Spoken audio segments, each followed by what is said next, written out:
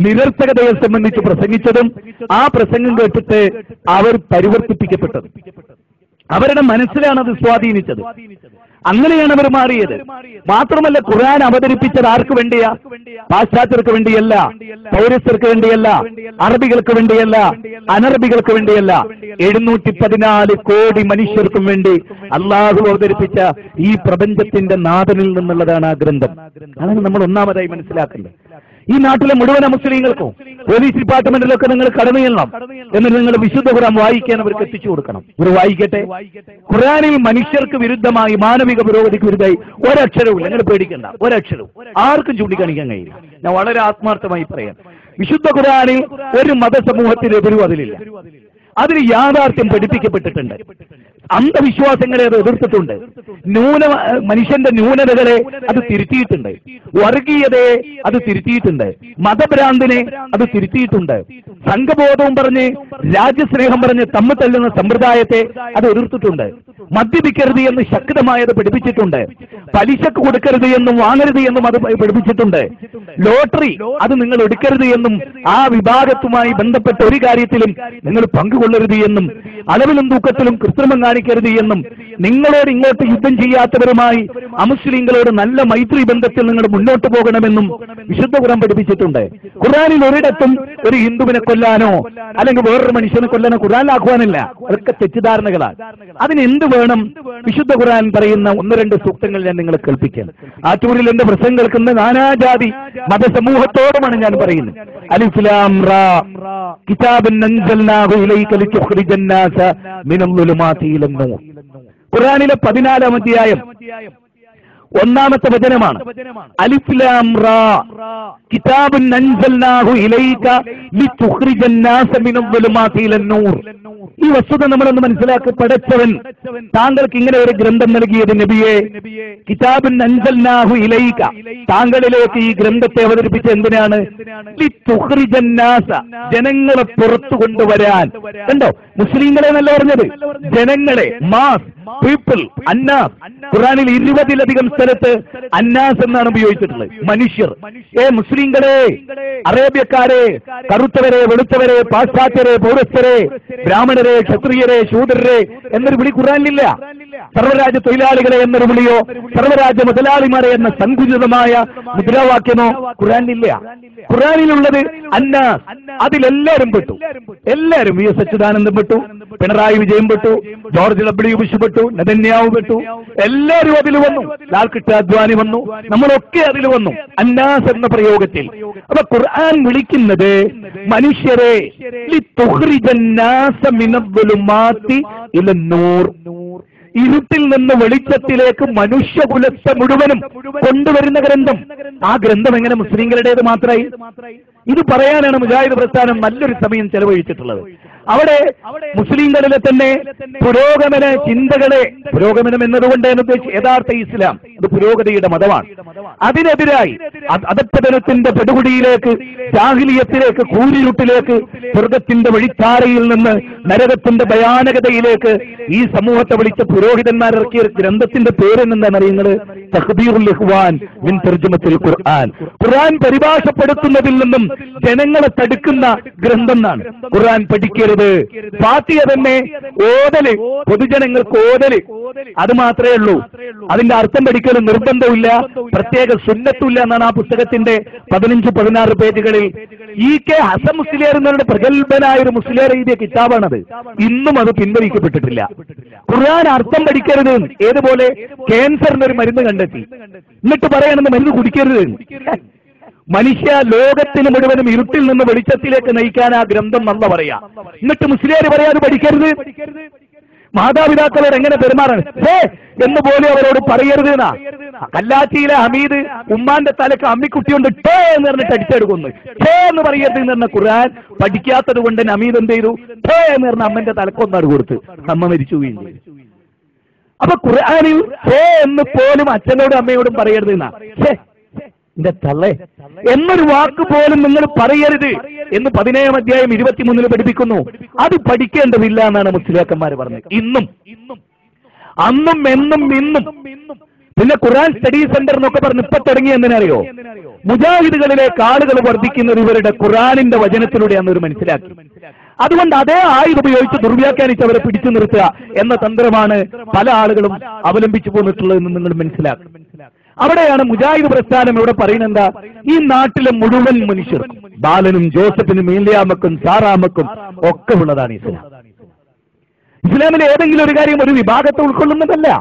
ഇസ്ലാം പഠിപ്പിക്കുന്ന ഏത് കാര്യം എന്ന് ഞാൻ പറഞ്ഞു, ഖുർആൻ എല്ലാവർക്കും ഉള്ളതാണ് എന്ന് പറഞ്ഞു. ഖുർആനിലെ ഏതെങ്കിലും ഒരു വിഷയം എന്നെ ബാധിക്കുന്ന കാര്യമല്ല എന്നൊരു ഹിന്ദുവിന് പറയാൻ കഴിയില്ല, ഒരു ക്രിസ്ത്യാനിക്ക് പറയാൻ കഴിയില്ല. അതാണ് അതിന്റെ ഏറ്റവും വലിയൊരു പ്രത്യേകത. ഖുർആൻ ഏതെങ്കിലും ഒരു വിഷയം പറഞ്ഞിട്ട് അവിടെയാ ലോകം നിൽക്കുന്നത്. ഖുർആൻ എവിടെയെങ്കിലും ഇപ്പൊ സാമ്പത്തിക പ്രതിസന്ധി ഉണ്ടായി ലോകത്ത്, എക്കണോമിക്കൽ ക്രൈസിസ് ലോകവ്യാപകമായി നടന്നു. നമ്മുടെ ഐസക് പോലും ഇവിടുത്തെ നമ്മുടെ രാജ്യം ഭരിക്കുന്ന, നമ്മുടെ കേരളം ഭരിക്കുന്ന ധനകാര്യ വകുപ്പ് കൈകാര്യം ചെയ്യുന്നവർ പോലും പറഞ്ഞു ഇനിയുള്ള ബദൽ ഇസ്ലാം അല്ലാതെ വേറൊന്നുമില്ല. സത്യനിഷേധികളായ മതനിഷേധികളായ ആളുകൾ പോലും പറയുന്നത് ഇസ്ലാമിന്റെ സാമ്പത്തിക വ്യവസ്ഥയെ ഇനി നന്നാവുള്ളൂ, ഇസ്ലാമിക് ബാങ്ക് സിസ്റ്റം വരണമെന്നാണ് പറയുന്നത്. തോമസ് ഐസക്കിനെ പോലെയുള്ള ആളുകൾ വെറുതെ പറഞ്ഞതല്ല, അത് പഠിച്ചു ബോധ്യപ്പെട്ടിട്ട് പറഞ്ഞതാ. കാരണം ഇസ്ലാം മനുഷ്യന് അവന്റെ സൃഷ്ടാവ് അവതരിപ്പിച്ചതാണ്. ബാലനോട് ഇസ്ലാമിനെ പറ്റി നിന്റെ ബാല, നിന്റെ പടച്ചോൻ ദേവ, നിന്നെ സൃഷ്ടിച്ച നിന്റെ ഈശ്വരൻ അവൻ അവതരിപ്പിച്ചാണ് ഖുർആൻ. That's all. ആർക്കാണ് അതിൽ അവ്യക്തതകളുള്ളത് പരിശോധിക്ക്. വിശുദ്ധ ഖുർആൻ വീണ്ടും പറയുന്നു, ശഹ്റു റമദാനല്ലദീ ഉൻസില ഫീഹിൽ ഖുർആനു ഹുദൽ ലിന്നാസി വബയ്യിനാത്തിൻ മിനൽ ഹുദാ വൽ ഫുർഖാൻ. ഖുർആനിലെ 2-ാം അധ്യായം 185-ാമത്തെ വചനമാണ്. ആ വചനത്ത് പറയുന്നത് എന്താണ്? വിശുദ്ധ റമദാനിലെ ലൈലത്തുൽ ഖദറിന്റെ രാത്രിയിലാണ് ഈ ഗ്രന്ഥം ജിബ്രീൽ അലൈഹിസ്സലാമിലൂടെ പ്രവാചക തിരുമേനി സല്ലല്ലാഹു അലൈഹി വആലിഹി വഅസ്ഹാബിഹി വസല്ലം തിരുമേനിക്ക് അള്ളാഹു നൽകിയത്. ആ ഗ്രന്ഥം ആർക്ക് വേണ്ടിയുള്ളതാണ്? അത് അതിനെപ്പറ്റി പറയുന്നത് എന്താണ്? ഇത് ജനങ്ങൾക്കാകമാനമുള്ള മാർഗദർശനമാണ്. ഹുദല്ലിന്നാസ്, കണ്ടോ, ഹുദല്ലിന്നാസ്, മാനവരാശിക്കാകമാനമുള്ള മാർഗദർശനമാണ് എന്ന് പറയുന്നു. വബയ്യിനാത്തിൻ മിനൽ ഹുദാ വൽ ഫുർഖാൻ, അത് സത്യാസത്യ വിവേചനമാണ്. കൃത്യമായ സത്യമേതെന്ന്, കൃത്യമായി അസത്യമേതെന്ന്, ഇത് രണ്ടും വ്യക്തമായി പഠിപ്പിച്ച ഒരു ഗ്രന്ഥമാണ് ഖുർആൻ. ഇതാണ് മനുഷ്യരോട് മുജാഹിദ് പ്രസ്ഥാനത്തിന് പറയാനുള്ളത്. ഞാൻ ചോദിക്കട്ടെ, ഇവിടെ പ്രബല സമൂഹം എന്ന് പറയുന്ന സമസ്ത, അവരുടെ കൂട്ടത്തിൽ ഏതെങ്കിലും ഒരു പണ്ഡിതൻ അമുസ്ലിങ്ങൾക്ക് വേണ്ടി മതം പറയുന്നത് നിങ്ങൾ കേട്ടിട്ടുണ്ടോ? നിങ്ങൾ ആരെങ്കിലും കേട്ടിട്ടുണ്ടോ? ഒരു അമുസ്ലിമിന് വേണ്ടി മതം പറഞ്ഞു കൊടുക്കുന്ന, അവനെ അള്ളാഹുവിന്റെ ദീനിലേക്ക് ക്ഷണിക്കാൻ പ്രാപ്തനായ ഒരാള് നിങ്ങൾ കണ്ടിട്ടുണ്ടോ? സമസ്ത വിദ്യാലയത്തിൽ, സമസ്ത ലോകത്ത് ഇല്ല. അങ്ങനെ ഒരു അജണ്ട തന്നെ അവർക്കില്ല. മുജാഹിദുകളെ എതിർക്കുക എന്നുള്ളതല്ലാത്ത ഒരു അജണ്ടയും അവരുടെ ജീവിതത്തിലില്ല. മുജാഹിദ് പ്രസ്ഥാനത്തെ എതിർക്കുക എന്നുള്ള ഒരു അജണ്ടയല്ലാത്ത എന്ത് അജണ്ടയാണുള്ളത്?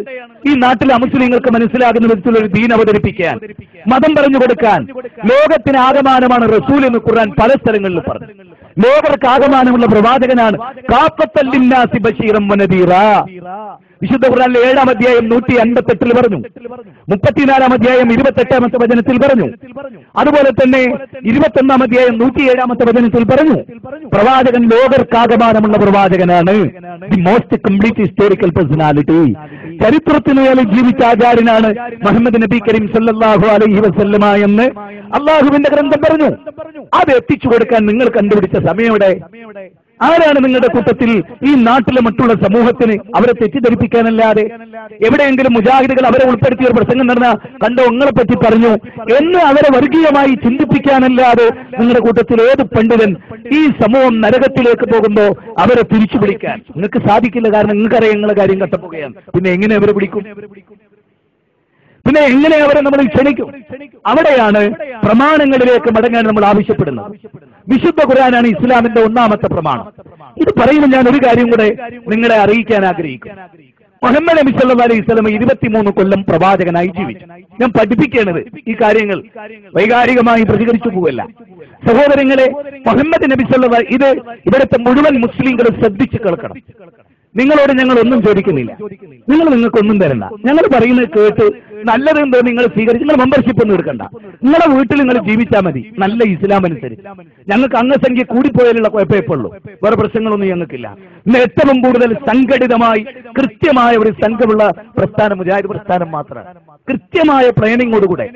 അതെന്തുകൊണ്ടെന്ന് വെച്ചാൽ നിങ്ങൾക്കറിയാം, ഒരു മുജാഹിദ് പ്രസ്ഥാനത്തിന്റെ സമ്മേളന നഗരിയിലെ ജനങ്ങളെയും ഒരു സുന്നി സമൂഹത്തിന്റെ സമ്മേളന നഗരിയിലെ ജനങ്ങളെയും തമ്മിൽ വ്യത്യാസം ഉണ്ടാവും.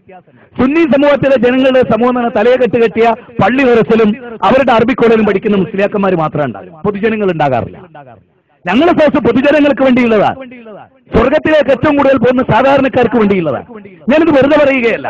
മുജാഹിദ് പ്രസ്ഥാനത്തിന്റെ പ്രബോധനം ഇപ്പൊ നാദാപുരത്ത് ഹുസൈൻ സലഫിയുടെയും പേരോടിന്റെയും 2 കേസ് നിങ്ങൾ കേട്ട് നോക്കൂ. പേരോടിന്റെ സദസ്സിലുള്ളവരൊക്കെ സിറാജുൽ ഹുദയിൽ, മർക്കസ് സക്കാഫത്ത് സുന്നിയിൽ, കേരളത്തിലെ മുഴുവൻ സുന്നി സ്ഥാപനത്തിലെ കുട്ടികളാണ്, നാടൻ മനുഷ്യന്മാരല്ല. ഞങ്ങളുടെ സദസ്സിലുള്ളവരൊക്കെ നാടൻ മനുഷ്യന്മാരാണ്, ജനങ്ങളാണ്, പൊതുജനങ്ങളാണ്. എന്തുകൊണ്ട്?